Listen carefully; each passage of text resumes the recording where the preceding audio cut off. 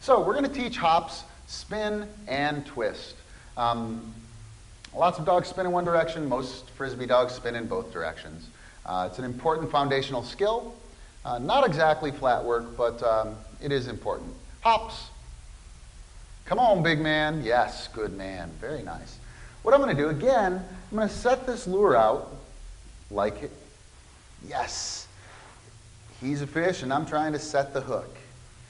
Yes, very nice. It looks like this is going to be a very quick lesson. Yes, good. I want to mark when he's about 3/4 of the way, reinforce at the finish position.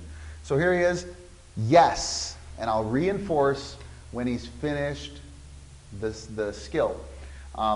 Very important that you reinforce at the finish and in the position you want to finish in. Another important thing is that we don't go too quickly. Oh, what a brilliant man. Showing me up, showing me how smart you are. If you go too quickly, again, we're trying to install foundational understanding, conceptual understanding, okay? So take it slow, yes, so the dog really understands what is being asked of him. I'm going to do a couple more to this direction. Yes, good man. And I'm going to do one to this side. Yes, good man. It's really not fair. Hops, you're so awesome. Yes. I want to use both hands for this skill.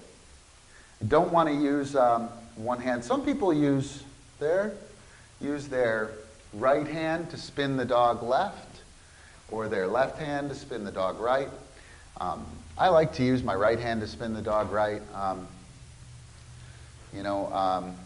Perhaps your shoulders turn better when you use your opposite hand, but I think that's personal preference. What is important is that it remains constant and you don't change it. Are you ready? All right. I'm going to go ahead and put a cue on this. I use spin and twist. Not very big on putting cues on skills early, but I'd bet $100 that he's going to do this behavior when I offer this lure. And when I can bet $100 that it's going to happen, that's when I cue it. And it'll be nice because I can show you guys how I add a cue. What I'm going to do is I'm going to give the cue first, and then I'm going to move into action. It's called a prompt switch. Anytime you're doing a prompt switch, you want to give the new cue followed by the old cue. What will happen is new cue, twist, followed by the old cue, yes. New cue, twist, followed by the old cue, yes. New cue, spin, followed by the old cue, yes. It could be a song. Spin. Yes, good man. You are brilliant. I promise I have not worked that with him. Twist. I'll just help him out. Oh, way too far, way too fast. Twist. Yes. Again, I want to make sure that he doesn't fail. Okay, I got all cocky there. Spin. Yes.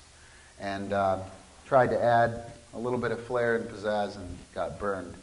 Don't get burned as a handler. Make sure that your dog is successful. He'll learn it much faster. A couple more. You ready? Twist. Yes, good man. Spin. Yes, good man. I don't know if you guys can see that on camera, but he's actually starting that after the verbal. A really sharp guy. He's picking up that prompt switch very nicely. Twist. Yes, good man. And I can start to fade the cue. And I think that's going to wrap it up for spin and twist. I'm just going to move right on into some agility flat work foundational skills. It's essentially a front cross and a rear cross. The front cross I call here, like traditional agility people do. The rear cross I call squib. And I call it that because I already had a turn with a bunch of my dogs, and if I call it turn, I want them to do the behavior that I'm looking for, not some other behavior to cause confusion with them. So front cross is where the dog switches from side to heel, yes, while they're in front of the handler. Now, I'm in heel position, right? From heel position, yes. To side position, yes, good man. While the dog is in front of the handler. That's why it's called a front cross. Now, a rear cross is where the dog switches sides on the handler while the handler is behind the dog. Let me see if I can get this. He's pretty aggressive. It might be a little hard. What I'm going to do is I'm going to scoop him forward. Yes, yes. Went from heel position to side position. Side position to heel is a little harder because I'm right-handed, and getting my body to work the right way, yes, yes, can be a challenge to work on my left hand. Again, this is just like foundational positioning in that I'm going to mark the match of the cookies. It's also just like foundational setup moves in that it has to be done at a very, very dumbed down level. It has to be brainless for the dog. We want to deliver the concept of the squib and the here. We want to deliver that at a conceptual level. Yes, yes. If I do it this way, yes, yes, I virtually guarantee that my dog is going to be successful and he's not going to get confused. This skill is actually pretty difficult from a handler's perspective, and I'm going to try and break that down a little bit for you. We've been doing a rear cross. Again, the dog goes out in front. Whoops. He's in heel position, right? Heel position. Yes. Side position. Side position. Match. Yes. Heel position. Yes. You'll also notice that the dog turns away from me on a rear cross. He's in heel position. Yes. Lure him out in front. Yes. Yes. Dog turns away from me. Distinctly different from the front cross, where the dog is going to turn towards me. Here he is in heel position. I'm going to get him going here. Yes. And now he's inside. It's very subtle. It looks like nothing, but, or if you want to try something, yeah, we'll try it. Yes. That looks like something more, doesn't it?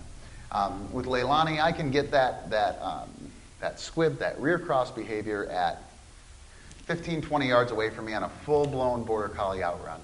She'll serpentine up the field, turning away from me. Also, hops. Yes. It's really nice. That's here, front cross, to get the dog, very nice to get the dog on you quickly. So again, here he is. He's going to come in side position, yes, and wind up in heel position. And very, very cool skills, not very well understood or used in the Frisbee world yet. They come from the agility world, and they're awesome, man. Being able to move your dogs around like that is very, very cool. Hops, you want to wrap it up? Wrap it up. Let's do one more set. Once again, the dog's attention with a cookie. Lure him out front, get him in front of you. Match, yes. Turn him away from you, yes. The dog out in front of you, yes. Match, turn him away from you, yes. And that's a rear cross. That's what I call squib. Whenever you see that on our website, you'll know what we're talking about. And a front cross, here the dog comes. Yes, dog turns towards you on a front cross. Heel position, yes. Side position. Once again, keys to the trick, matching the cookies, matching them at a very, very simple and foundational level. Don't